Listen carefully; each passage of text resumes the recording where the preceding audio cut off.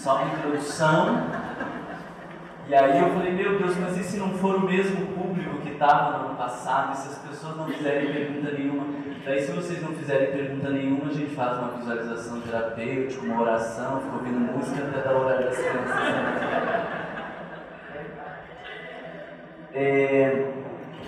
O nosso objetivo hoje é de falar um pouco sobre a questão do autodescobrimento e da educação dos filhos.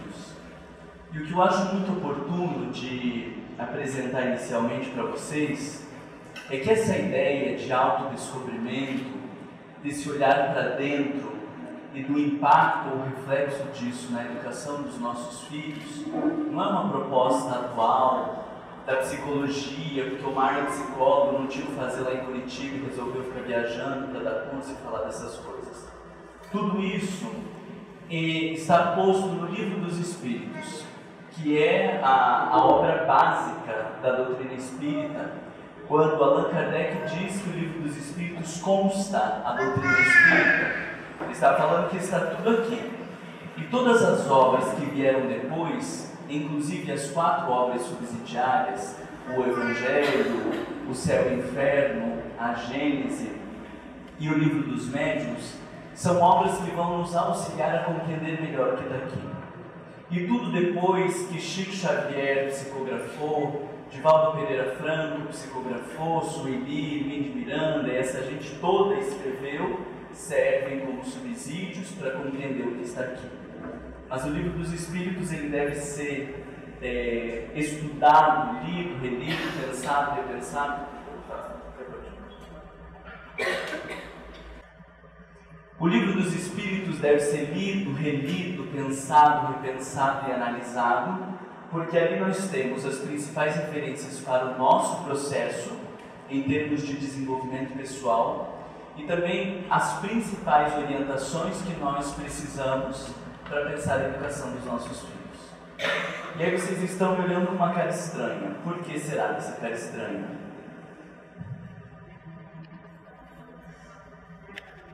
Vocês leem, releem, pensam e repensam o Livro dos Espíritos observando o desenvolvimento pessoal e a educação de filhos? Ah, então é por isso que vocês estão com essa cara estranha. Se eu perguntar onde que fala de educação no Livro dos Espíritos, vocês não vão ter nem noção, pelo visto, né? Eu procurei no índice, Marlon, mas não tem nenhum capítulo falando de educação. Porque você precisa ler, reler, estudar e reestudar essa obra para entender a abordagem educacional. Veja que Allan Kardec era um pedagogo por excelência, um grande educador, e toda a proposta que está ali no Livro dos Espíritos, ela está formatada dentro de uma proposição de educação moral.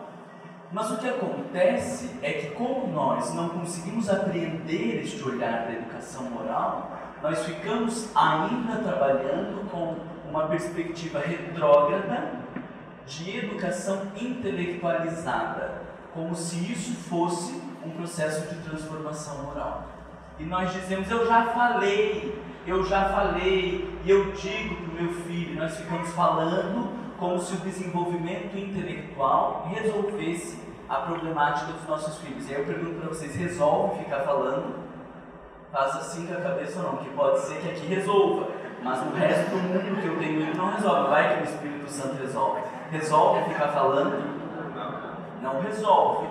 E ao invés da gente dizer, bom, não resolve ficar falando, vamos pensar outros caminhos, a gente fala mais alto, a gente fala repetidas vezes, como se daí fosse resolver. E falando mais alto, repetidas vezes, isso resolve?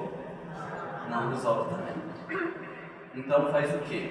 Lê de volta o Livro dos Espíritos, com mais calma, com mais paciência, dizendo, Santo Allan Kardec, ilumina minha cabeça e me ajuda a pensar o que eu faço com essa criança. E aí ele vai te dar algumas respostas. A primeira parte que eu queria trazer para vocês, atentar, está no final da Lei do Trabalho. Terceira parte do Livro dos Espíritos, nós temos as leis morais. Ali nós temos a orientação da nossa conduta, daquilo que nós devemos valorizar ou tentar resistir, lidar. E no final do capítulo 3, que é a Lei do Trabalho, Allan Kardec faz uma colocação muito interessante. Ele diz assim, ele está falando das pessoas idosas, de que quando chega na velhice há necessidade do repouso e que muitas pessoas não têm condição de repousar porque precisam cuidar de si mesmos numa sociedade ingrata que não valoriza, a gente chama até de velho, né? Que assim já está obsoleta na hora da morte. E aí ele vai falar deste olhar a respeito de uma sociedade excludente que não consegue valorizar as pessoas. E dentro disso, ele fala então da educação que nós precisamos desenvolver enquanto humanidade.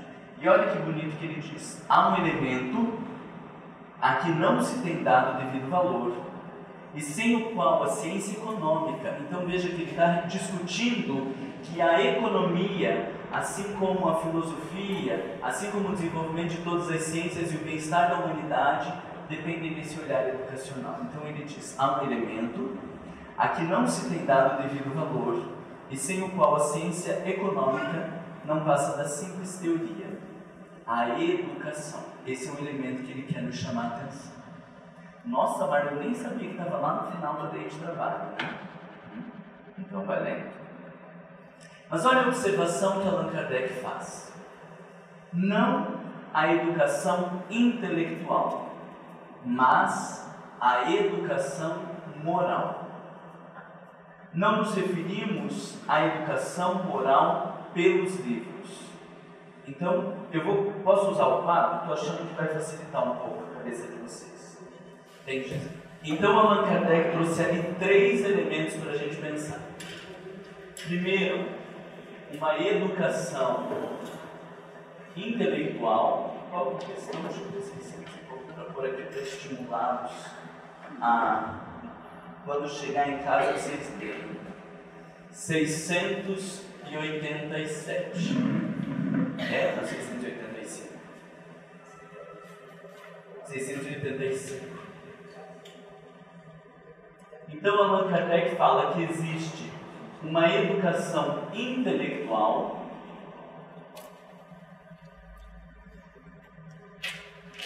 existe uma educação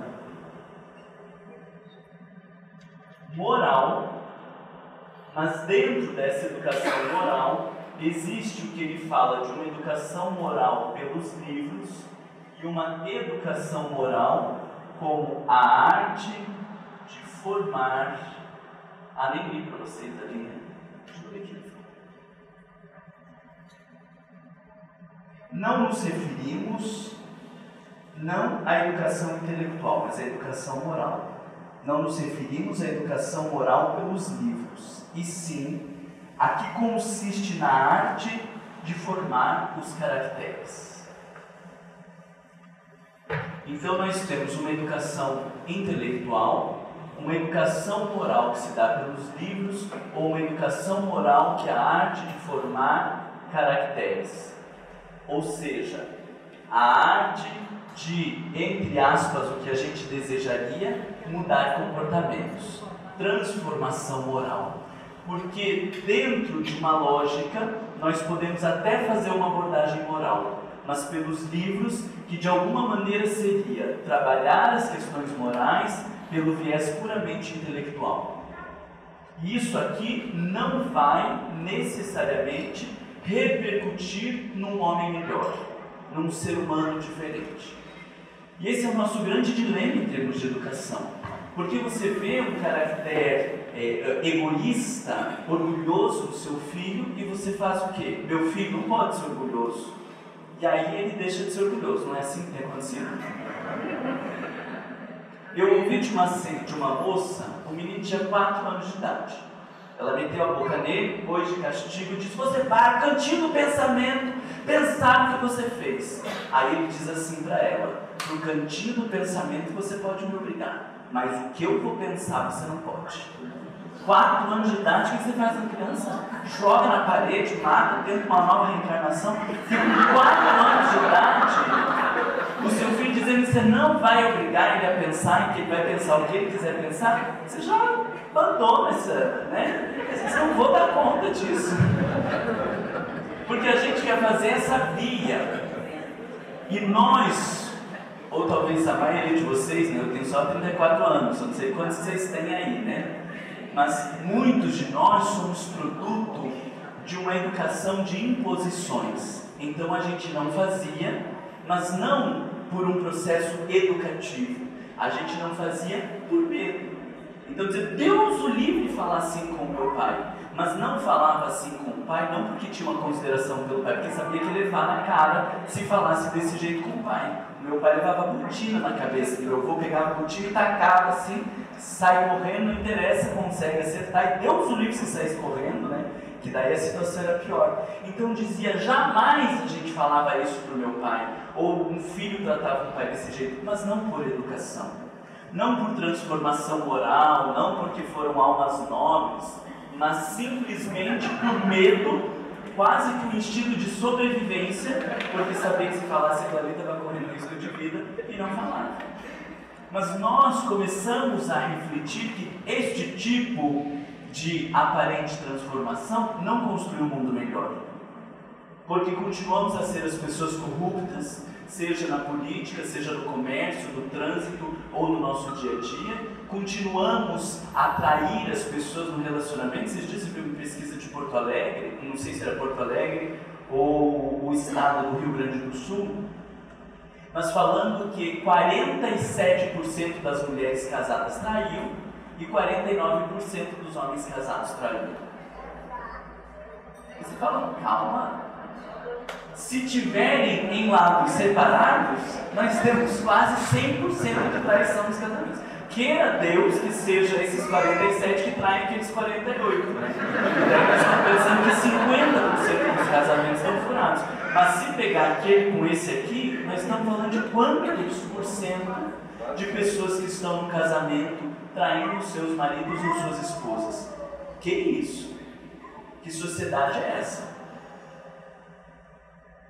Então isso fala da necessidade de uma educação moral e de novos caracteres, da necessidade de uma mudança que não seja por fora, porque então eu mantenho o meu papel de bom relacionamento e traio a minha mulher às escondidas, ou o meu esposo às escondidas. Eu mantenho a aparente ordem na visão das pessoas, mas sonego os meus impostos, e quando posso tiro uma nota maior e faço um monte de maracutaias que acontecem aí na nossa sociedade à torta e à direita.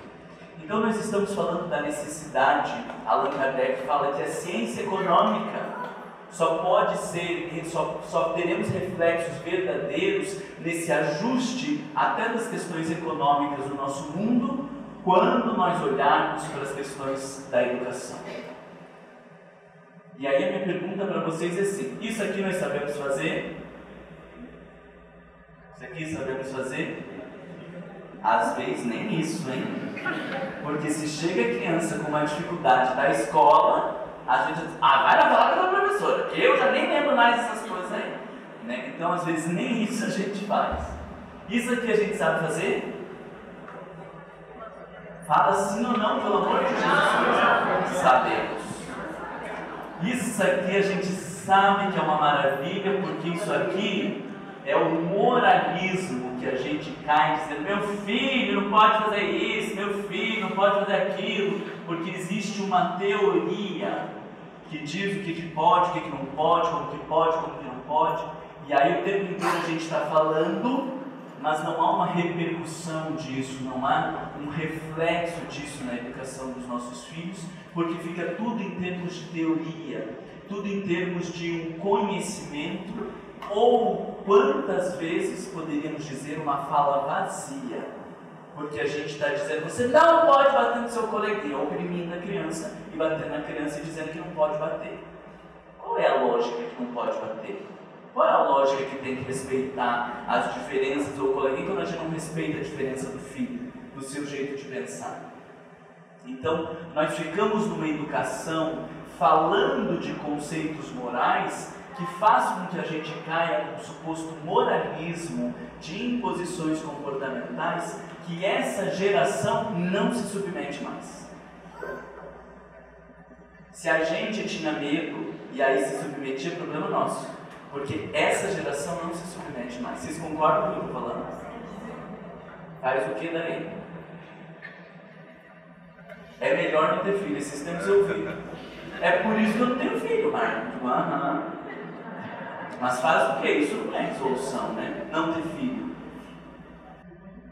Ó, uma pergunta que eu fiz. O que vocês têm feito? Fala o que vocês têm feito. Vocês estão desistindo. Traz o centro espírita. Né? Solta a criança lá naquele portão. E assim, se virem, né? Não me incomode. Joga na escola. Daí quando a gente põe a criança na escola, os professores dizem, olha, o seu filho está com um comportamento agressivo na sala de aula. Aí fala pro pai. O pai diz, eu não sei o que fazer. Aí o professor diz, mas a gente também não sabe o que fazer. Então assim, ninguém sabe o que fazer. Porque aquilo é responsabilidade tanto dos pais, porque muito do comportamento em sala de aula reflete a conduta ou as relações em casa, mas também é responsabilidade daquela professora, porque acontece em sala de aula o problema daquela professora.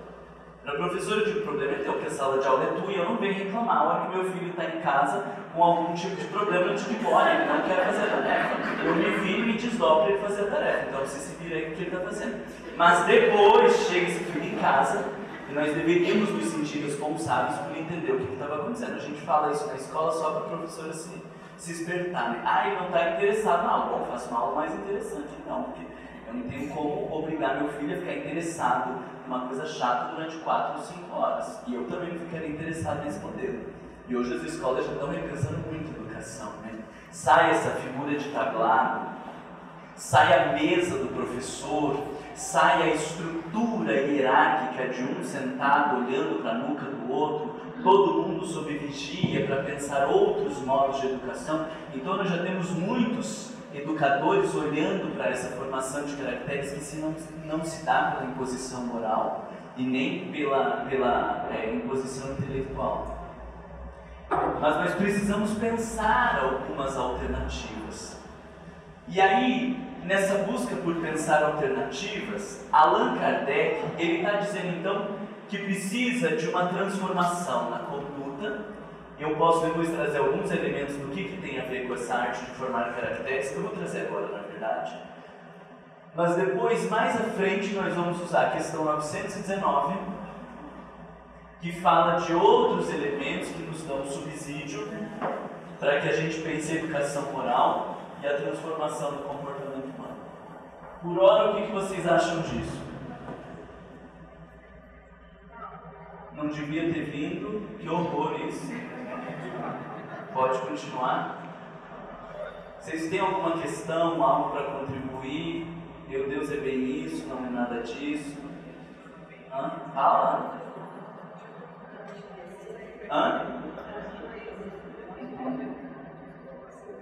Vocês nunca nem tinham parado para pensar que ficar falando na cabeça do filho não resolve o problema nenhum?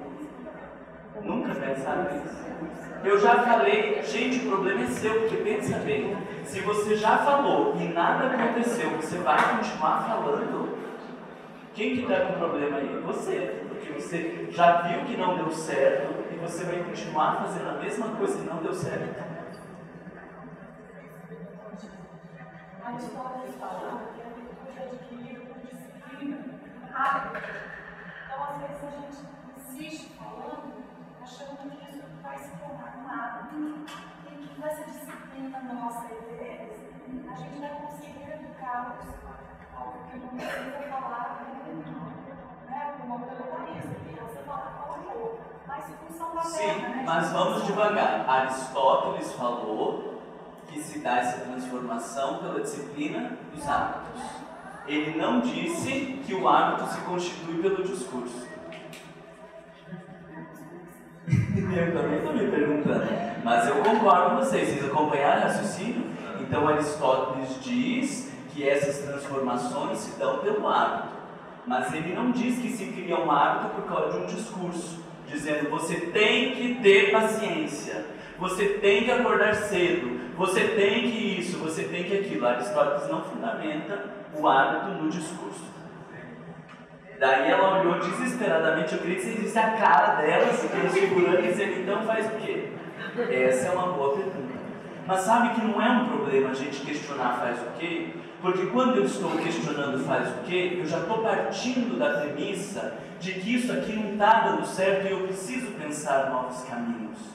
É diferente de eu continuar insistindo numa coisa que eu estou vendo que não tem grandes evoluções. Tá? Então, o abrir-se para o questionamento, ele é muito saudável. Muito, muito, muito saudável. Alguém aqui levantou a mão e depois ali. Diga. Eu vejo assim, nós estamos muito focados hoje em trabalhar a criança. Como ela coloca, né? Ela diz, pela repetição que você cria um condicionamento. Mas quem cria o condicionamento? Quem cria o condicionamento? Não é o discurso. Não, nem o discurso, é a relação, né? Sim. Quem está falando vai criar o condicionamento. O que o outro está ouvindo? O que é que o outro está ouvindo? Então, nós somos... O que ele precisa ouvir? Talvez tenha até essa pergunta, né? Como é que nós estamos falando está chegando a ele. Não existe uma dicotomia. Temos nós, uma geração, e temos aquela geração que é objeto do nosso olhar, da nossa visão, da transformação que nós queremos. Então, nós estamos uma transformação para o sentido que é a criança, mas em nós transformamos. Sim, isso aí vai me ajudar, isso que você está falando, para a gente chegar na questão 919 do Livro dos Espíritos também. Mas quero trazer algumas coisas mais a partir disso que você fala, né? Por exemplo, na educação, muito já se discutiu sobre o comportamento de indisciplina das crianças. Porque a gente tinha uma lógica de que a indisciplina é resultado de uma criança indisciplinada.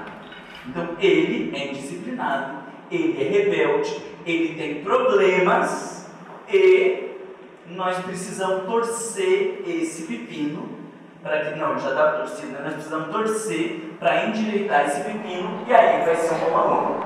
Parece legal a ideia, não parece? Aí vamos investir bastante energia em saber como que torce esse pepino para que ele fique bonito. Daí, alguns autores começaram a estudar a indisciplina pela perspectiva do sujeito, porque a gente estudou muito tempo a indisciplina pela perspectiva do educador. Ele e o que ele tem que fazer para dobrar esse pepino. E de repente a gente começa a estudar a indisciplina pelo olhar do sujeito indisciplinado. E sabe o que estes pesquisadores foram descobrindo? Quer saber, não? Vai dar problema na casa de vocês. Se vocês não souberem, tem gente que diz que a ignorância é uma bênção. Que você não sabendo, você continua agindo igual um ignorante, pode desencarnar e dizer, eu não sabia. Mas se você ouvir essa resposta, talvez te comprometa. Então vocês querem mesmo saber? Ao menos falaram o que queriam agora, né? Esses educadores chegaram à conclusão de que aquilo que nós chamamos de indisciplina, na maioria das vezes, é a recusa a um poder instituído e a eles imposto. Como se for assim, se é desse jeito, eu não quero. Desse jeito, eu não vou prestar atenção. Desse jeito, eu não vou me submeter. E daí nós fomos descobrindo que o desse jeito não é porque é uma pessoa louca que não quer desse jeito, mas que desse jeito é porque isso me desconsidera, porque isso não atende às minhas necessidades, porque isso me desrespeita, porque isso me faz sentir burro, porque isso me faz me sentir pior e então eu não aceito. Porque veja que para o sujeito se recusar a fazer parte de um movimento do coletivo, é porque existe algo ali que está lhe machucando, porque a nossa natureza é uma natureza coletiva. A gente deseja fazer parte. Então, para que o sujeito se recuse a fazer parte da família, para que o sujeito se recuse a fazer parte da sala, para que o sujeito se recuse a fazer parte daquele grupo, é porque algo ali lhe machuca. Quando o filho está demais fechado no quarto, quando não tem conversa, nós precisamos ler isso como uma recusa. E a gente acha que a alternativa é chegar lá e tirar o celular e o tablet dele. E não percebe que muitas vezes, nesse tipo de atitude, Eu estou apenas tensionando mais essa relação e reforçando que de verdade eu não te respeito. Eu não estou nem aí pro que você sente, eu não estou nem aí pro que você pensa. E se você não fizer as coisas que eu quero, eu vou te ferrando cada vez mais, porque nessa queda de braço eu sou mais forte. Gente, isso não tem nada a ver com isso aqui, ó, educação.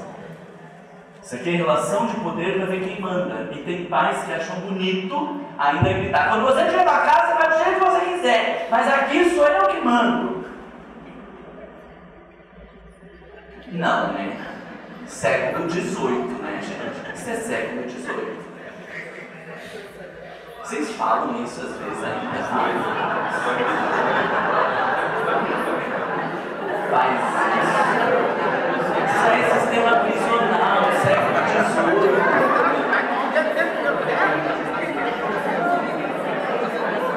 Meu Deus do céu. Eu vou vir morar no Espírito Santo para dar curso para vocês. Porque em nenhum lugar do Brasil as pessoas têm já falado isso. Só está falando.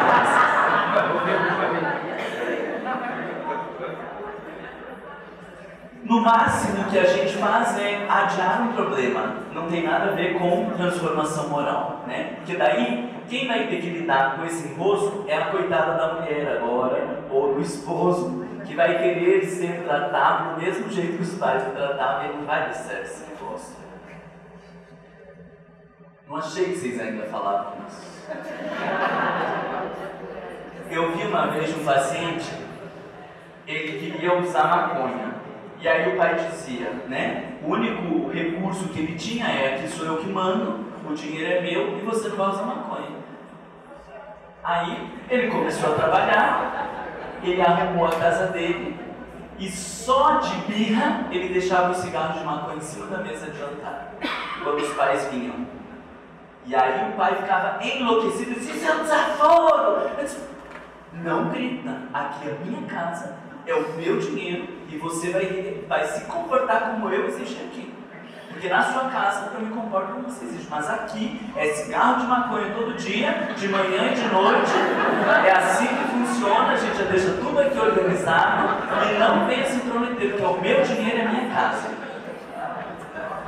Fui eu que comprei esse apartamento. Não, você me deu esse apartamento, então você me deu esse dinheiro. Eu comprei, está no meu nome, está tudo regularizado, você se comporta. Aí você faz o que com um filho desse? Né? E aí manda o filho para terapia? É o filho que precisa ir para terapia? Muito provavelmente, né, esse filho não precisa de terapia. Esse pai precisa talvez de mais terapia.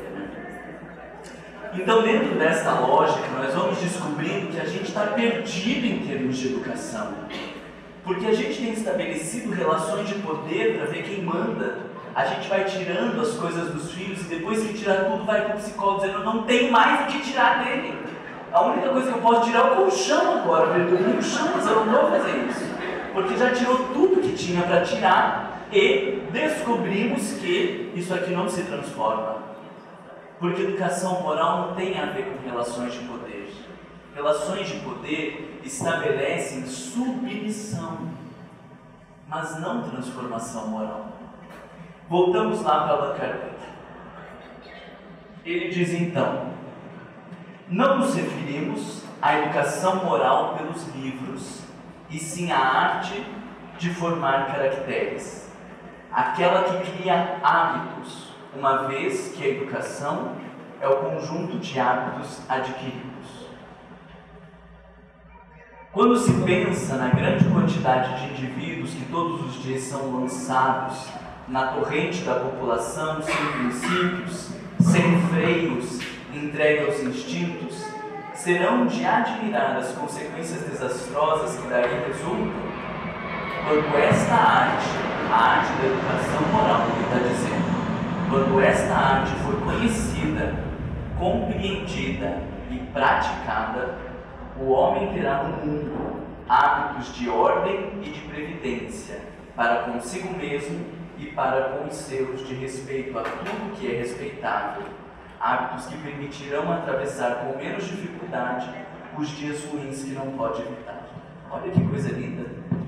Na Revista Espírita, agora não me recordo de cabeça porque eu não tinha programado de falar para vocês, Allan Kardec fala que um dia se exigirá da mãe de família os mesmos, a posse do conhecimento da educação moral, como se exige do advogado o conhecimento e o domínio das leis.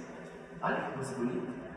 Para ser advogado, precisa ter o conhecimento das leis, precisa saber como as coisas funcionam. Agora, o que precisa saber para ser pai e mãe?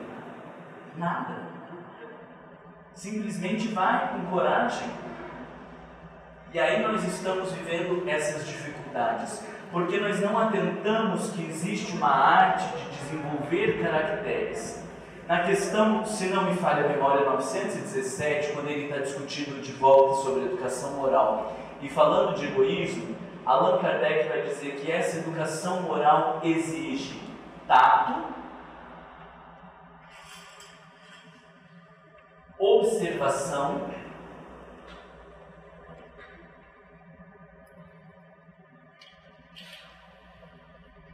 e experiência. Quem que se encaixou aqui? Tato, observação e experiência.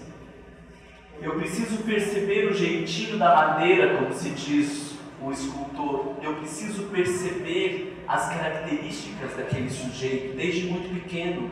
A minha mãe falava assim, na hora, minha mãe não teve esse tato, não teve observação nem experiência. Daí eu falei, deixa eu tentar compensar isso que ela não deu conta. Eu dizia, mas mamãe, o que tinha assim de característica que você via que era marcante, independente da educação, de como que era? Aí fomos conversando, tentando. Eu falei, lembrei, teve um dia, você ainda era de berço, não conseguia nem ficar em pé direito, pedindo para sair do berço, e eu disse que você tinha que ficar no berço. Você pegou a chupeta e tacou na parede assim. Isso aí é observação. Ela estava olhando e já dizendo, olha a dificuldade do menino de aceitar quando as coisas não são do jeito que ele é. Que uma criança com menos de 2 anos de idade, que porque a mãe não fez o que eu queria de tirar do berço, pega a chupeta e taca na parede, a gente já está falando de um sujeito colérico, a gente já está falando de um indivíduo que tem dificuldade de viver as diferenças e que vai ter dificuldade de administrar o mundo quando as coisas não são do seu jeito. Aí a gente vai precisar de tato para pegar lá a chupeta e dizer, meu filho, não é que eu não estou te pegando no berço porque eu não te amo. Agora a mamãe não pode te pegar no berço. E aos poucos você vai entendendo que às vezes a gente vai fazer o que você quer e às vezes você vai ter que aceitar. E aí a gente vai estabelecer uma outra forma de relação. Ó, eu vou lá, você se segura aí que daqui a pouco eu volto e a gente pode brincar um pouco, a gente pode ficar junto. Então eu tenho tato para conseguir manejar aquela característica que foi observada. Porque pode ter mãe, graças a Deus a minha não foi dessa, que ia lá pegar a chupeta, enfiar na boca da criança e dizer, o que é isso? Você não quer essa chupeta? Eu vou te arrebentar. Graças a Deus a minha mãe não fazia essas coisas. Então eu preciso de tato para ir manejando as coisas que eu observo. Porque se o meu filho de 3 anos de idade não quer compartilhar o brinquedinho, quais são os recursos que a gente tem quando a criança não quer compartilhar o brinquedo? Meu filho, tem que compartilhar o brinquedo com o coleguinha. Você não está aí com o brinquedinho do seu amigo, você está com 2, você tem que compartilhar com o coleguinha. Aí fala que não, o que você faz? Se você não compartilhar, a gente não vai comprar não sei o que na panificadora, porque não sei o que, não sei o que, não sei o que. Aí a criança compartilha. E o que ele aprendeu com essas 2 características fantásticas? Que tudo se consegue na barganha.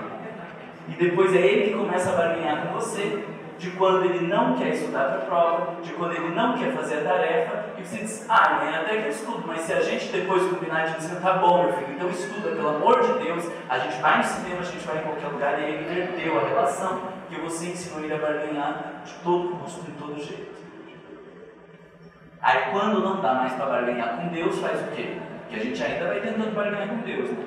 Senhor, se eu ganhar na loto, eu juro que eu vou ajudar o centro espírita, eu vou fazer caridade com 10% que eu tiver, se não sei o que, vai tentando barganhar. Esse tipo de relação não funciona. Allan Kardec falava da necessidade de tato, de observação e de experiência. E aí eu acredito, isso é por minha própria conta, que essa experiência aqui ele não estava falando pura e simplesmente de ser o pedagogo que conseguiu trabalhar com trocentas turmas, porque um pai de primeira viagem, uma mãe de primeira viagem não tem experiência em termos disso. Mas precisa ter experiência do quê? Precisa ter experiência em relação ao comportamento humano. Porque eu, quando lido com a minha raiva, eu sei que não adianta dizer, Marlon, não tenha raiva, que eu não deixo de ter raiva. Eu simplesmente não expresso essa raiva.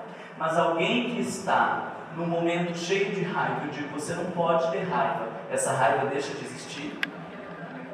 Sentindo mágoa de alguém dizendo, você tem que perdoar, aí a gente consegue perdoar de verdade? Não consegue. Então nós precisamos ter uma reflexão a respeito do nosso comportamento para descobrir que o comportamento não se modifica porque os outros estão falando, porque existem posições, porque existem repressões. Porque eu vejo que em mim essas coisas não funcionam. Eu vejo na relação com meu marido que isso não funciona. Por que então eu vou querer reproduzir isso na relação com meu filho? Também não vai funcionar. E nós gastamos um tempo imenso em estabelecer relações de poder, fazer imposições e ficar discursando quando teria um outro percurso para a gente investir energia. E aí a gente fala. Eu lembro uma vez de uma mãe que eu me irritei com ela no consultório porque ela falava. Eu disse, Marlon, eu já não sei mais o que falar para o meu filho. Eu disse, você já tentou ouvir então? Porque falar incomoda, até eu estou ficando incomodado, você não para de falar um minuto. Eu fico imaginando você na cabeça do seu filho, meu filho pode fazer isso, não sei o que, fica falando. Você já tentou ouvir seu filho? Como assim ouvir? Ouvir, perguntar o que ele está sentindo, o que ele pensa sobre essa situação, o que ele sugere. Ah, a criança tem que sugerir alguma coisa? Então, continua com o seu problema. Pode ir embora, né? Paga minha sessão e vai embora. Eu falei isso. A vontade de dar isso. Uma vez eu estava atendendo um casal e a mulher falando, não é que só a mulher fala, mas a maioria das vezes a mulher fala. E aí ela falando, e ele era alcoolista. E ela falando. Chegou uma hora que, se fosse paciente meu demais, antigamente, ele dizia, pelo amor de Deus, dá uma pinga. Porque só uma pinga na cabeça para aguentar uma mulher dessa. Eu quase disse, olha, eu entendo perfeitamente o que o marido faz. Porque você é tão chato, que só bebendo para chegar em casa. Todo dia ele chega em casa bebendo. Claro que como que vai enfrentar uma mulher dessa de cara lavada? Não estou fazendo apologia ao alcoolismo, tá? Mas é que eu estou dizendo, dá para entender muito bem por que esse homem bebe. Porque todo dia que ele chega tem aquela mulher chata, exigente, repressiva, reclamando, discutindo. Como que aguenta uma relação dessa? É claro que precisaria de caminhos saudáveis, de enfrentamento, de rever essa relação, se separa, sei lá. Mas para mim faz muito sentido o homem beber, porque é o único jeito que ele encontrou de lidar com essa relação opressiva de uma mulher que o tempo inteiro está dizendo que você não presta, você não sabe o que fazer. E muitas vezes a gente faz isso com os filhos, porque a gente só se volta para o filho para dizer o que ele não fez, o que ele precisa fazer, o que não está contento, o que precisa ser modificado. Então o tempo inteiro eu estou dizendo para minha criança, você é uma porcaria. Porque se eu só falo do que não me faz, do que não acontece, do que não mudou, do que precisa ser feito, eu estou dizendo para ele, você não presta. Aí quando a criança não quer mais jantar com a gente, não quer almoçar com a gente não entende por quê. Mas ele está dizendo, olha, esse tipo de relação eu não quero. Fica aí o tempo inteiro nesse celular, por quê? Porque está muito mais interessante o celular do que a relação com você. Não é verdade? Vocês acham que é um absurdo o que eu estou falando? Mas, Marlon, eu já tentei conversar com meu filho. Aí eu digo, mas como que você foi conversar? Ué, eu perguntei para ele como foi na escola. E quando ele disse que tirou nota baixa? Ah, não me vem com essa história, porque daí nota baixa é nota baixa. Ok, mas se o seu filho tira uma nota baixa e você não consegue perguntar, meu filho, como você está se sentindo? Você diz, o que você fez? Eu falei que você tinha que ter estudado, né? E aí começa um discurso impositivo que, obviamente, da próxima vez que ele tirar a nota baixa, ele vai falar para o pai ou para a mãe que ele tirou a nota baixa? Não vai. Por quê? Porque sabe que toda vez que não agir dentro de um esperado, muito menos preocupado aquele pai ou aquela mãe está com o seu sentimento ou com o que aconteceu e muito mais preocupado está com resultados. E aí nós abrimos um parênteses para uma desgraceira que eu vou falar um negócio para vocês, talvez vocês me odeiem por causa disso. Mas o problema é de vocês. Que muito daquilo que a gente tenta como educação em relação aos nossos filhos não é porque a gente está preocupado em formar pessoas melhores. É porque a gente está preocupado com a nossa aparência. Porque eu não admito ser chamado a atenção na escola. Porque eu quero um filho que vá dormir na casa do coleguinha e depois quando eu vá buscar a mãe diga: meu Deus, que filho maravilhoso que você tem, para exaltar o meu ego. Porque eu não aceito uma orientadora de escola vir dizer que eu não estou educando direito meu filho. Então, muito das exigências comportamentais que nós temos em relação aos nossos filhos não é porque a gente está preocupado com a sua transformação moral, é porque a gente está preocupado em fazer dos nossos filhos uma vitrine a nosso próprio respeito. Acharam que eu peguei muito pesado? Mas vocês sentem às vezes um tracinho desse assim, né? Claro que a gente sente. Porque se eu tivesse preocupado com a formação de caracteres, eu perguntava sobre como ele se sente, eu perguntava sobre o que ele está pensando, eu perguntava o que está acontecendo. Mas como nós estamos preocupados apenas com a vitrine, não interessa esse mundo interno, interessa o que vai aparentar para os outros. E às vezes a gente deixa os nossos filhos nos desrespeitarem em casa, mas na frente dos outros a gente não deixa. E olha a confusão que fica na cabeça da criança. Porque em casa pode, mas na frente dos outros não pode. Por que na frente dos outros não pode? Porque a gente está preocupado apenas com a aparência. Então meu filho fala: sai daqui! Em casa tudo bem, a gente sai. Daí quando faz na frente da tia, aí a gente quer mostrar que a gente manda e que a gente pegou direito aquele filho. Pelo amor de Deus. Faz o quê? Eu estou vendo que vocês estão murchando assim. Temos mais meia hora.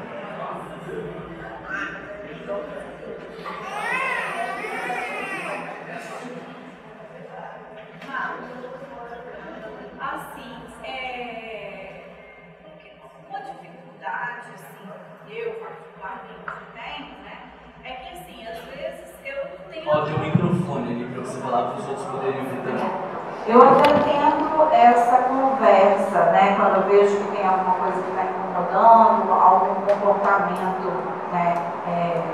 Não muito aceitável e aí a gente até tem conversa. Mas quando é uma coisa que incomoda a criança, ela também resiste muito a conversar sobre isso. Então aí vai dificultando cada vez mais e aí que começa mais ainda a falação, mas a gente meio que tentando, né? A falação que você está dizendo é você tentando justificar que você acha que vai entortar o pepino falando. Tentando entender, mas até nessa hora, mesmo que a gente esteja tentando entender, mesmo que a gente esteja tentando conversar, acaba virando falação de novo, porque não quer falar sobre aquilo. É uma coisa que incomoda. E muitas vezes também não quer falar sobre isso. Sim, mas aí a gente está falando talvez de uma coisa que foi se construindo ao longo de muito tempo. Porque eu não estou falando que seja um problema teu, mas eu tenho certeza que isso é de uma generalidade. Nós confundimos uma relação assimétrica entre educador e educando, porque é uma relação assimétrica. Eu tenho mais experiência, eu sou responsável por aquele sujeito.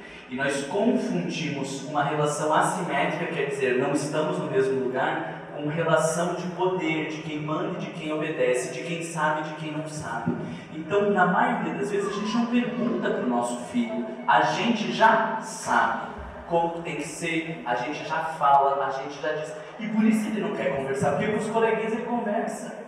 Então, o que eu digo é assim, esses tempos, um pai me perguntou, e eu achava que era de verdade, uma pergunta verdadeira, quando ele disse: Marlon, o que eu faço de errado com meu filho? Porque a gente sai para jantar, para conversar, essas coisas, e a gente fica mudo.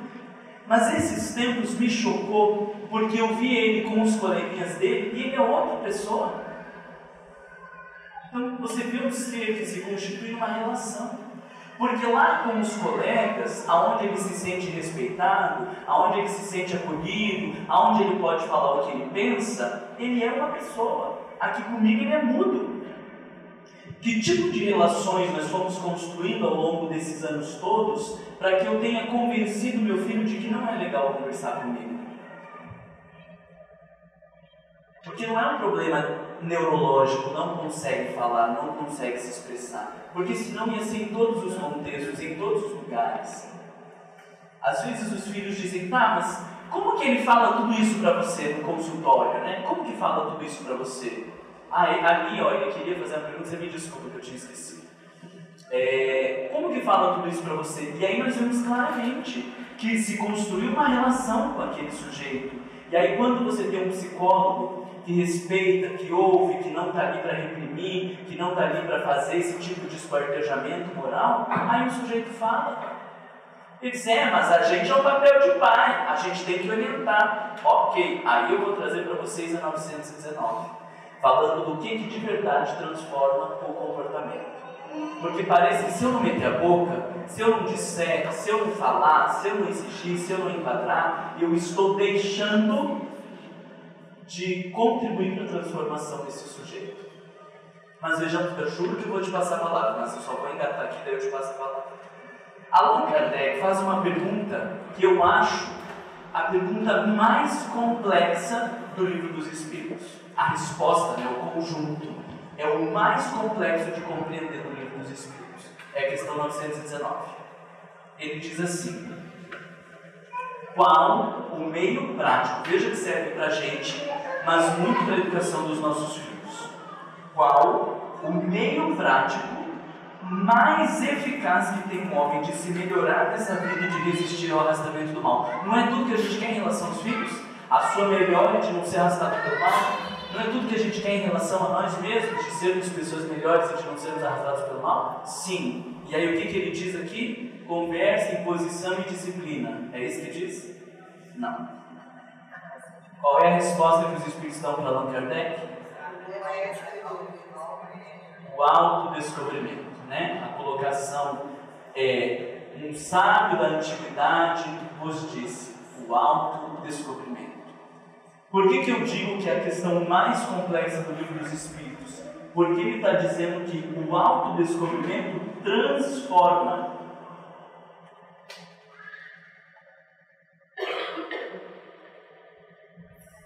Faz um investimento a mais. O autodescobrimento é o que transforma.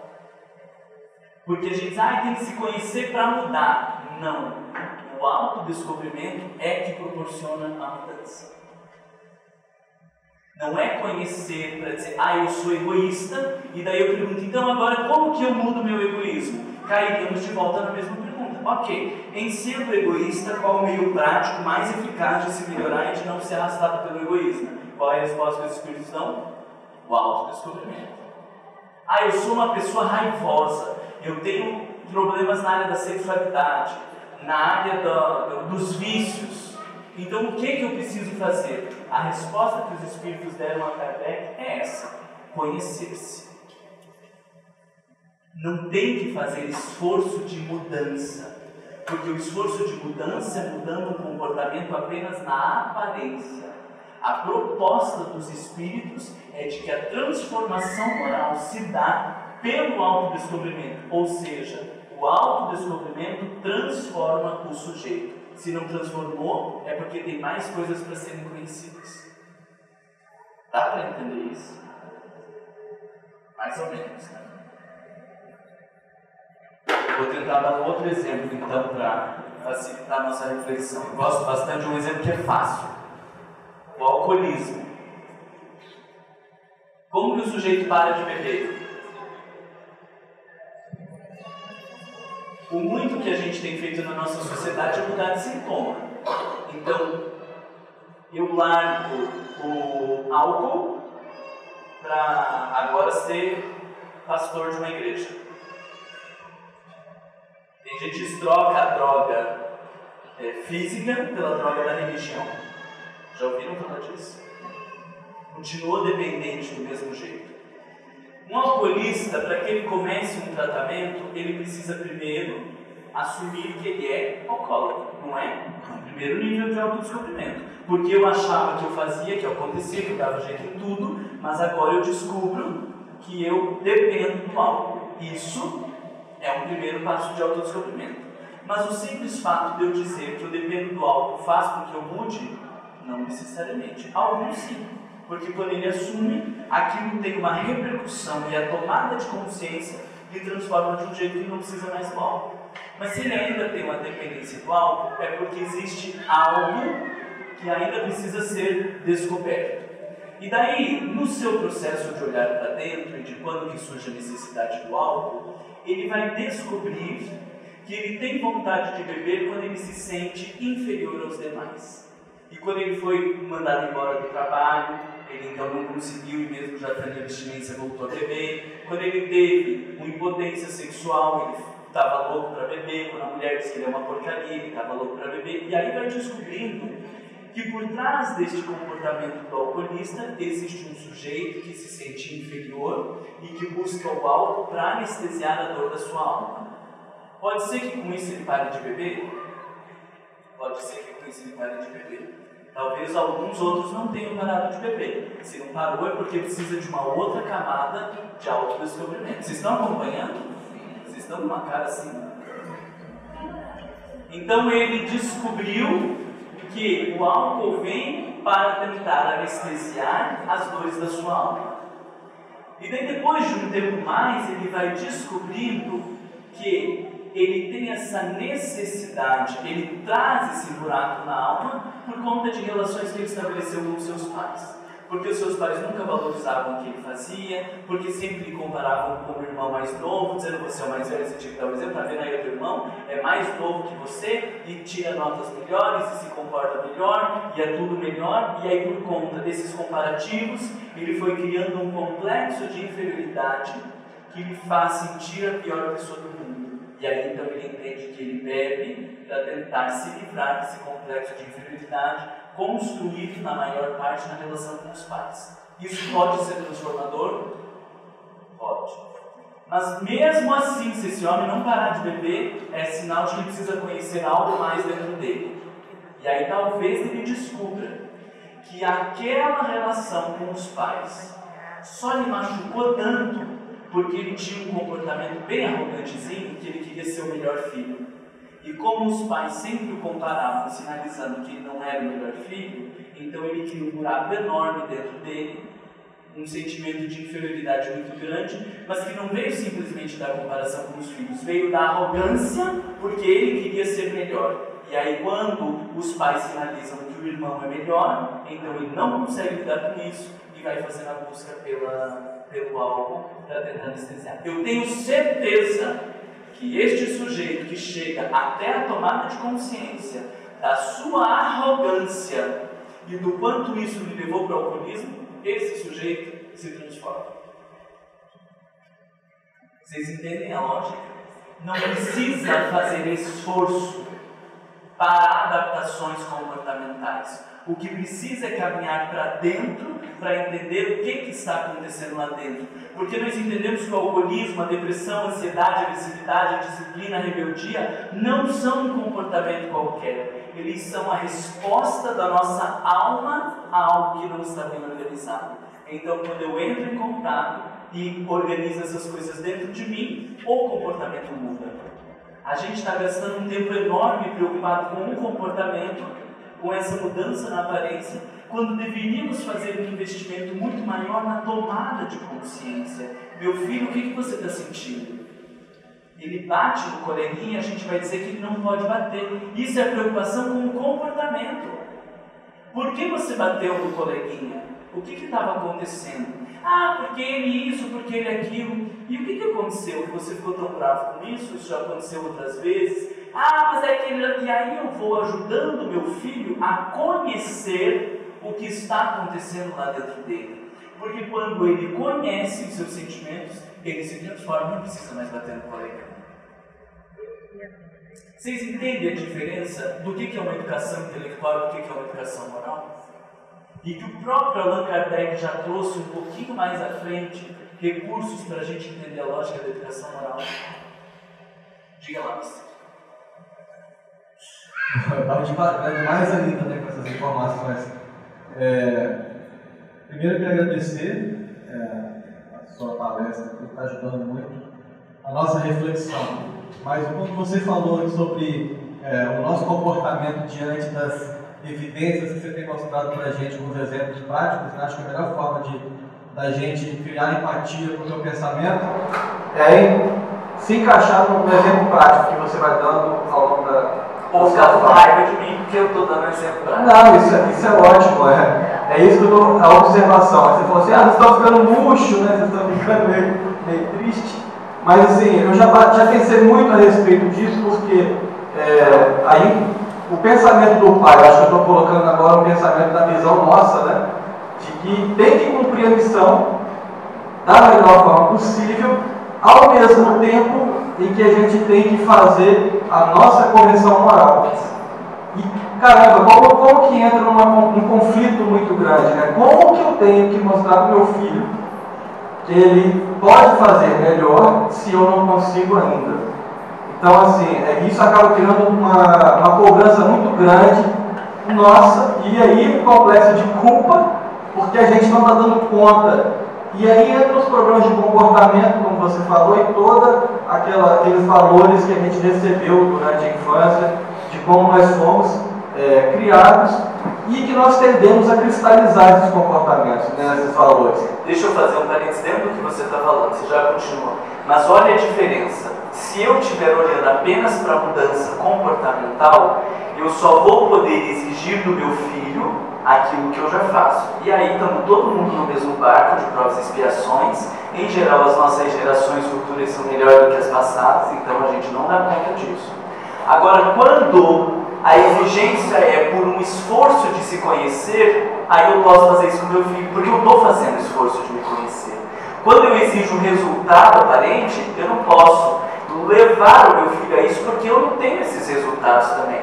Mas quando o esforço é em se autodescobrir, isso aí não gera culpa, porque eu estou me esforçando por me conhecer, e aí eu estou estimulando o meu filho a se esforçar. Exatamente, é que eu ia chegar também, você pegou o gancho bem, essa é que é a questão, né? A gente sempre se preocupa, como você mesmo disse, nos comportamentos. E esse é o que é o grande desafio. Se a gente não tem a consciência da necessidade de repensar as nossas ações, fazer o autodescobrimento, e por isso que é tão importante que os pais também se eduquem constantemente, né? Sim. A necessidade de vir numa palestra e repensar as ações, repensar os pensamentos, o que nos move para determinadas direções. A gente não vai saber fazer a mesma coisa com nossos filhos. Extrair o que os nossos filhos têm de pensamentos, entender o que eles estão passando. Então isso é muito importante, eu queria agradecer também a sua contribuição para a gente. Nessa lógica, sabe, eu tenho algumas, ainda não predomina no movimento espírita, eu trabalho com pais como vocês têm aqui, o que é muito louvável, né? Mas no meu entendimento, nem precisava de evangelização de crianças. Precisa de evangelização de pais. Porque não se faz mudança nenhuma uma criança em 1 hora e meia, uma vez por semana. Agora, os pais que estão ali na relação todos os dias com seus filhos podem a estimular a fazer essas mudanças. Então, no meu entendimento, a gente deveria investir muito mais energia no trabalho com os pais para que eles entendam o seu papel e o que estão fazendo, e aí as crianças se encontram porque são amigos, se encontram por outras reflexões, mas não na lógica de que aquilo ali é que vai fazer as mudanças de comportamento. Porque quem é o principal disparador dessas reflexões tem que ser o pai e a mãe, né? Se chega, eu lembro de um jovenzinho que ele disse assim, Marlon, eu até gosto de pensar sobre como eu estou me sentindo, mas eu não consigo conversar com a minha mãe. Porque quando eu digo assim, puxa mãe, você sabe que hoje eu estou um pouco triste? Ela diz assim, meu filho, que isso? Você se anima, você tem que ter fé em Deus, a gente é espírita, não sei o quê. Ele diz, eu não consigo conversar com ela. Porque ela não consegue me perguntar, por que você está triste, meu filho? Que tamanho que é essa tristeza? Que cor que tem essa tristeza? Que momento que ela chegou na tua vida? O que você tem vontade de fazer quando você está triste? Não, ela simplesmente diz que, como sendo espírita, não pode ficar triste. Então você vê que horror um jovem querer entrar em contato com as suas emoções e não tem ali pais que consigam acolher e ajudar a refletir sobre isso. Aí ele disse assim: então queria fazer sessão 2 vezes por semana com você. Eu falei: não, nós vamos fazer 2 vezes por semana com teus pais, para eles aprenderem, porque eles têm essa responsabilidade. Eu não vou ficar tapando buraco com seus pais, não, eles vão ter que aprender a ser gente, no sentido de olhar para os sentimentos e tudo mais, né?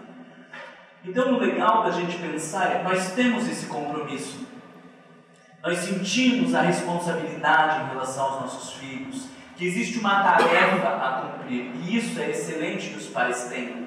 Só que a gente vai descobrir que esta tarefa a cumprir, ela não se dá por um discurso moralista. Se eu quero realmente fazer diferença na vida dos meus filhos, eu preciso ajudá-los a olhar para dentro, porque olhando para dentro é que as coisas, a consciência se transforma. Então, eu não dizer para o meu filho que ele tem que fazer isso ou fazer aquilo, não estou abandonando a tarefa educacional. Porque nenhum pai disse para o seu filho quando ele começou a usar droga, não pode dizer isso, né? Mas a maioria dos pais, quando o filho começou a usar droga, eles disseram que não pode, que isso é um absurdo, que é uma palhaçada. E não por causa disso os filhos pararam de usar droga. Então nós precisamos fazer um caminho para dentro.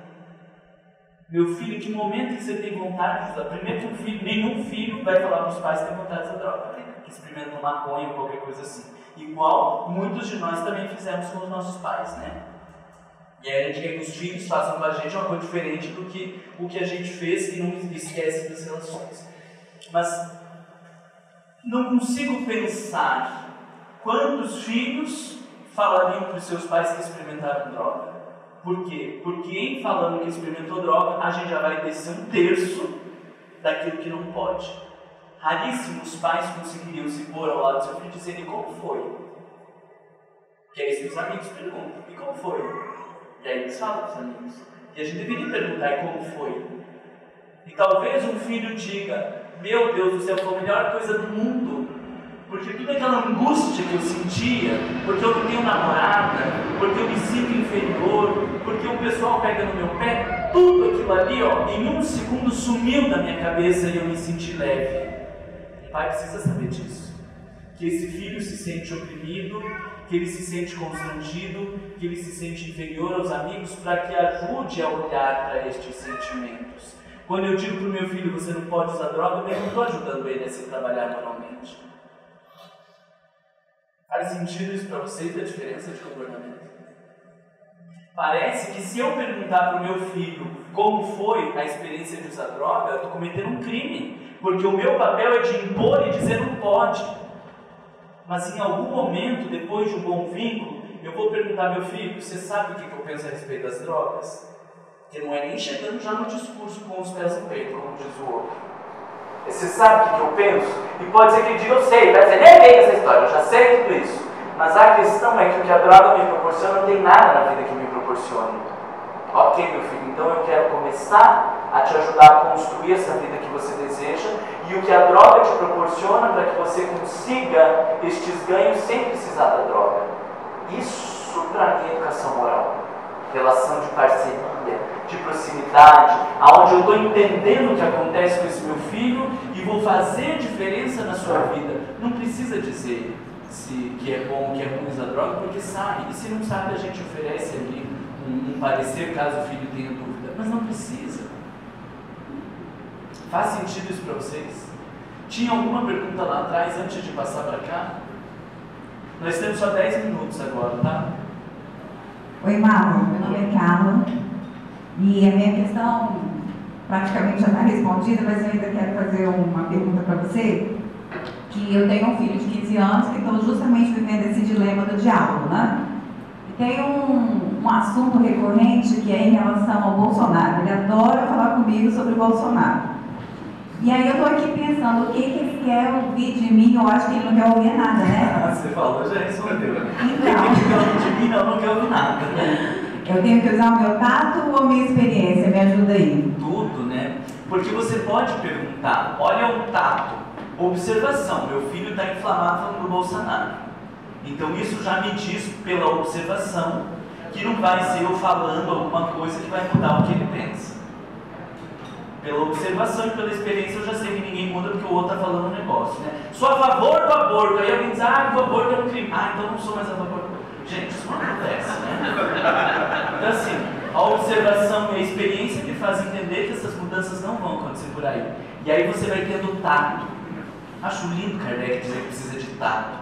Porque aí você vai ter tato de dizer, meu filho, você está falando porque você quer me falar ou você está falando porque você quer ouvir o que eu penso? Às vezes a gente tem tanto tato que não precisa nem perguntar. A gente já sabe que não quer saber o que pensa. Porque na hora que a gente vai encher o peito para falar alguma coisa, não, deixa eu terminar. Aí você diz, bom, eu não quero ouvir o que eu penso. E aí a gente ouve. E por que você pensa isso? Quando que você começou a pensar isso? Qual que é o entendimento que você fez de sociedade? Como que você entende a corrupção? O que você pensa sobre a sexualidade? Eu vou ajudando meu filho a pensar. O que ele sente? Eu vou compreendendo o que está lá dentro. Porque a gente fica numa lógica que se eu descer o cacete, se eu falar, se eu contrapor, ele vai mudar. Daí, pelo amor de Deus, né? Então não venha no Centro Espírita porque você não acredita em Allan Kardec. Porque senão Allan Kardec tinha dito que a educação moral, que a arte de se formar caracteres se dava pela imposição. E ele não falou isso. Entende? Não se dá. Pelo contraponto, pela discussão, não se dá. Se dá pelo tato, pela observação, pela experiência. Então eu vou saindo daquele papel rígido para entrar num outro tipo de relação. E o dia que o meu filho tiver, porque na minha cabeça a relação com os nossos filhos ela deveria ser uma relação de profunda intimidade. Para o dia que ele matar alguém, ele venha falar primeiro para a gente. Porque é a pessoa que ele mais confia, é a pessoa que ele sabe que vai lhe ajudar. Mas tem alguns que só vêm falar pra gente depois porque quer que a gente resolva o problema, né? Porque se tivesse outro para resolver o problema sem a gente saber, ele buscaria aquele outro. Mas vocês entendem a lógica, né? Vocês estão entendendo? Sentindo é alguém. Na verdade, Tem mais uma ali atrás ainda? Então fale, aí depois a gente vem pra cá. Bom, bom dia, Marco. Primeiro, eu registrar a minha vontade de ir embora várias vezes durante a palestra. Só que eu trouxe a minha mãe, né? E aí eu fiquei com medo dela chamar comigo. E várias vezes eu falei, tá vendo, mãe? Tá vendo o que tá falando? Bom, eu tenho 2 filhos, um de 12 anos e uma nenenzinha de 11 meses. Quando você fala de verbalizar, de conversar, isso cabe perfeitamente para o meu rapazinho lá que eu oprimi até os 12 anos e que a partir de agora eu vou fazer diferente. Mas vai deixar virar um anarquista. Mas me lembra muito, tem uma frase do André Sponville, quando ele trata das virtudes, e ele fala da polidez. A polidez não é uma virtude, mas é a base das virtudes. Essa minha nenenzinha, ela já joga chupeta, já bate desde os 7 meses, ela tem 11. Pior que eu, então. Pior, fiquei com medo. E aí, eu não tenho que ensinar ela a ser polida, porque eu não dá para minha filha, o que você está sentindo? Você não quer conversar com a mamãe? Não vai dar, porque até os 3 anos, eu não vou conseguir ali verbalizar com ela os sentimentos. Mas, por outro lado, me veio um negócio na minha cabeça, que a educação vem de berço. Educação vem de berço. E essa menina está dentro do berço, me batendo. E aí, como é que fica isso? Da verbalização até os 3 anos, que a gente escuta e vê tanta pesquisa da importância de que a educação até os 3 anos é definitiva. Chegou. Obrigada. Estava falando mal dela, viu o que deu? Essa criança é sensível, hein? Essa criança é muito sensível.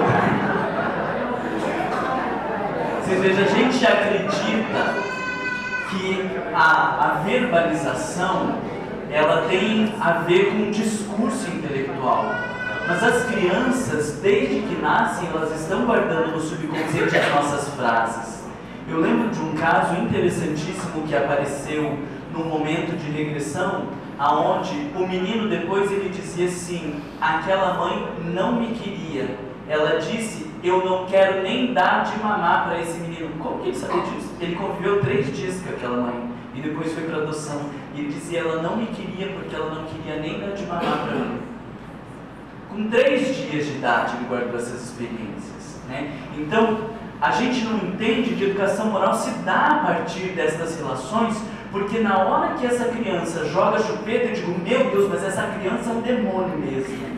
E aí eu estou fazendo educação moral no sentido negativo, ou quando eu digo, não tem jeito esse menino, é assim mesmo, não tem o que fazer, isso é educação moral.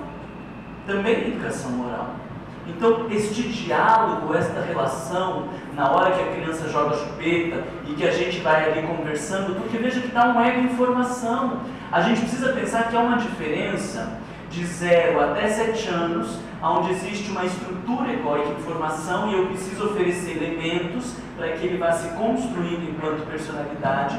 E existe uma outra etapa onde essa estrutura já está bem demarcadinha e agora eu preciso ajudá-la a compreender a estruturação. Então são períodos diferentes, tá? Quando a criança está nesse processo de crescimento, eu preciso oferecer alguns recursos para ela.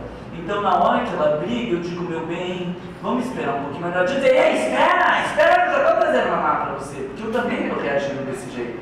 Credo, essa menina não espera 1 minuto, né? Não, eu pego aquela criança. Vocês estão rindo porque vocês fazem essas coisas. Eu não estava na casa de vocês, para saber. Mas é porque é o ser humano, né? A gente é assim. E aí eu pego aquela criança e digo, meu bem, a mamãe vai fazer a mamadeira, não pode ficar aqui com você o tempo inteiro. Eu preciso que você espere um pouquinho. Olha lá o barulho da mamadeira que a mamãe está fazendo, aí eu levo lá com coisinha, deixa. Olha o barulho da mamadeira, a mamãe está fazendo, a mamãe não está te deixando aí abandonada para você reagir desse jeito. E aí eu faço o barulho da mamadeira, e vou um dia, outro dia. No 4º dia, quando ela está lá brigando, eu digo, olha, lembra que a gente conversou da mamadeira? Estou indo fazer para a mamadeira agora. E aí vai, a criança fica quieta. Você fala, meu Deus do céu, parece mágica. Não, não é mágica.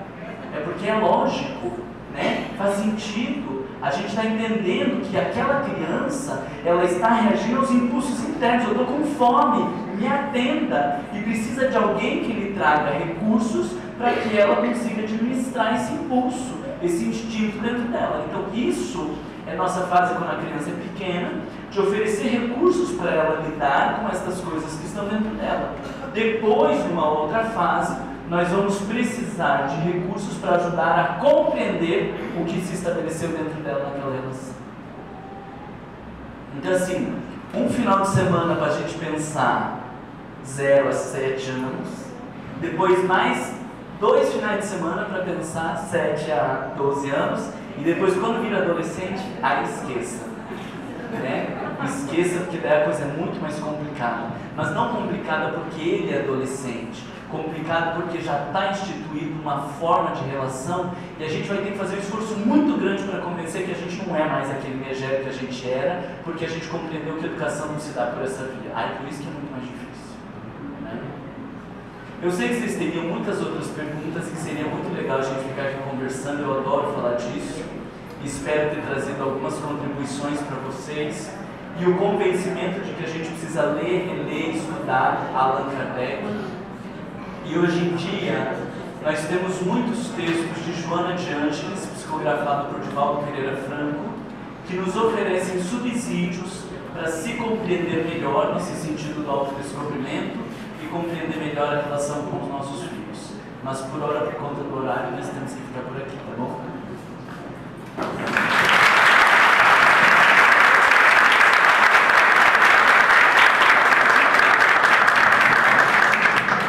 Nós agradecemos ao Arlon toda a gentileza, né, assim, o carinho que tem com a nossa comunidade, conosco, aceitando o convite de mais uma vez estar conosco.